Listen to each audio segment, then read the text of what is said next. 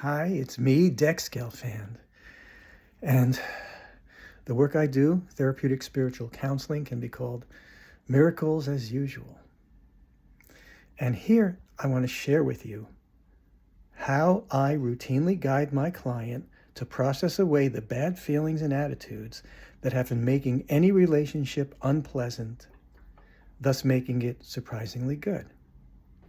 Now, I'm doing this all day, every day with people. The changes are amazing and wonderful. So I'm simply going to read this article that I've written to you here and now. I'll leave it to you to investigate this for yourself, check it out, and see what this can do for you. You can contact me through my website, dexsessions.com. This technique can and should be used for any problematic relationships of any kind.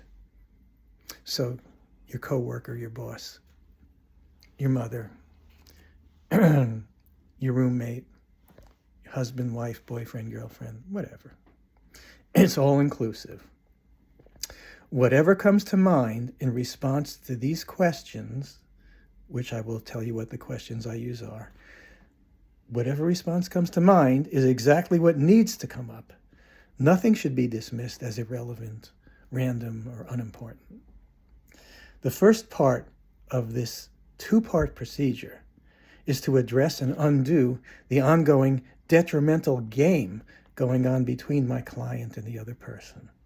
I call it the harmony restoration technique, formerly known as the opposition process.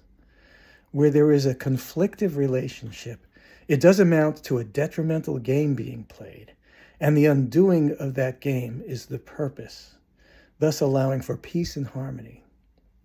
And so the first step is getting the client to put a name to what this particular game has come to be between the client and that other person of the relationship. It can be something like forcing compliance against resisting compliance, dominating versus refusing to submit, make you notice me versus ignore your attempts to force me to notice you. It could be anything. It could be worded an infinite number of ways. All that matters is to get my client's expression exactly as they see and say it, how they express it, their words. After my client has told me about their problematic relationship and about the other person, my first question is, what kind of game is being played between you and that other person?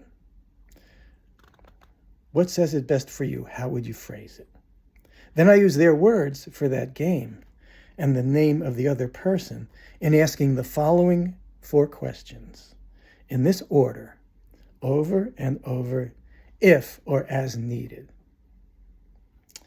First question, in the interactions between yourself and the other person,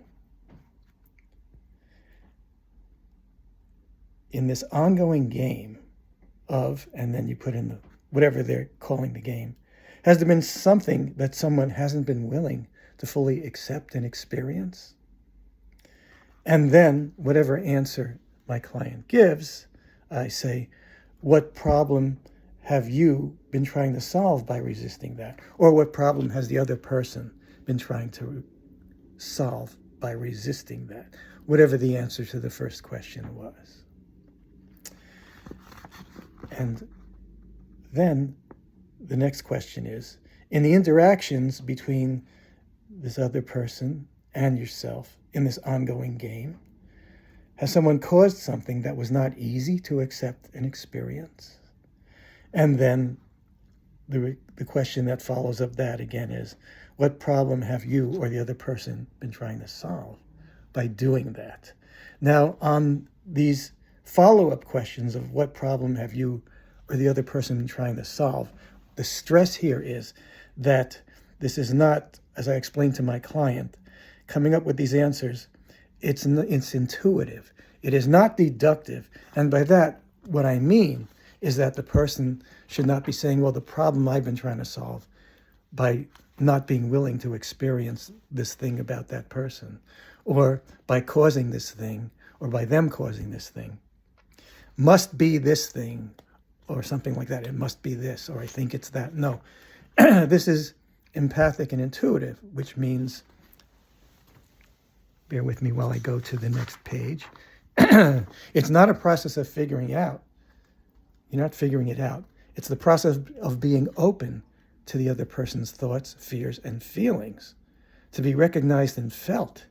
This is a natural ability that all of us have, that we simply need to have invited and allowed. And whatever is in the other person in relation to these matters can be plainly noticed and felt. You can feel that person's thoughts and feelings simply by being invited to do so in this session context. You might be surprised, but it always works. And then it's like, oh, they're worried about this, or they have a fear of that, or they have anxiety about this, whatever it is. And then it's understood, and there's a connection made in that moment. Now, part of the idea behind this is a thought I had when I was very young, which is that if you understood why a person behaved the way they did, said whatever they said, you wouldn't be upset with them if you understood what was in them that was resulting in their behaving this way. Doesn't necessarily mean you'd like or enjoy it, but you would no longer be upset with them. So we're bridging a gap here. We're closing the apparent distance between yourself and another person to recognize you're right here, they're right here, we're all just right here. And that's how it works. This part of the process results in a feeling of relief and release of any bad feelings or attitudes about the relationship, and the recognition that it's all okay now. If at that point my client doesn't clearly express that this game is over, I will clarify by asking, have you now discarded this game, or can you now do that? And if yes, then this part of the process is done. And if not, we continue the process until this is accomplished. Then we go on to the second part, which I call the presence technique. I tell the client, allow yourself to become and remain completely effortless here and now, relaxing all of you, and have and feel the other person's presence here with and in you. And if you begin to have any reaction, attitude, or feeling, simply notice this happening, return to or remain in your state of effortlessness, and allow yourself to fully accept and have whatever feelings arise without resistance until you feel nothing other than comfort in having the other person's presence here with and in yours. My client will then notice internal reactions and feelings, maybe mentioning these, or maybe I'll just observe these, and they'll be noticing and feeling what they're experiencing. I will be noticing and feeling this, and I will gently guide them to continue as given.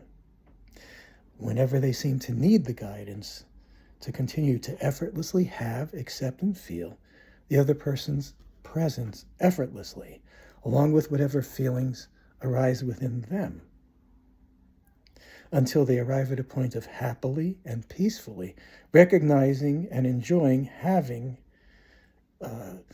been relieved of any and all discomfort with the other person's presence, able to completely have that person's presence in comfort.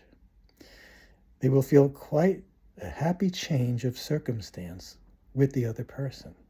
This tends to affect the other person similarly because a spiritual connection and recognition has occurred. It is very common for a client to report back to me that the other person's feeling and attitude towards them has changed as well, because we're all spiritually available to notice our connection and our shared presence. This can be easily done, doing it every day with this technique. Sometimes things will emerge within the client that I will take up and resolve with one or more other of my techniques as we do this. But this generally isn't necessary to accomplish the intended result of the procedure, which is a peaceful and happy relieving of the troubled and troubling feelings and attitudes that have been present in the relationship. Anyone who would like to learn how to professionally guide others smoothly and successfully through to these results is welcome to enroll in being trained one-on-one directly by me. And anyone who wants or needs, feels the need or desire to get this help for themselves with one or more relationships, you're welcome to contact me for private sessions. Again, you can reach me through my website, dexsessions.com.